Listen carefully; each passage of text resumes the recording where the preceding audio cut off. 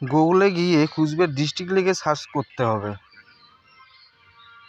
তারপর Cooch Behar district অপশনটাকে select করতে হবে। এখানে ডিস্ট্রিক্ট নিউজ অ্যান্ড আপডেট অপশনে প্রথম অপশনটা ক্লিক করতে হবে। তারপর দেখা যাবে ব্লক ভিত্তিক নাম আছে। এখানে আমাদের তুফানগঞ্জ 1-এর তুফানগঞ্জ 1 ব্লকে অপশনটা ক্লিক করব আমি। আমাদের বাড়ি যেহেতু তুফানগঞ্জ ব্লকের অন্তর্গত, এখানে ডাউনলোড আমার অটোমেটিক আগে ডাউনলোড করা ছিল। তারপর গ্রামের লিস্টগুলো আসবে, এই জায়গা থেকে দেখে নেবেন নিজেদের নাম বা নিজেদের ভোটার আইডি দিয়ে।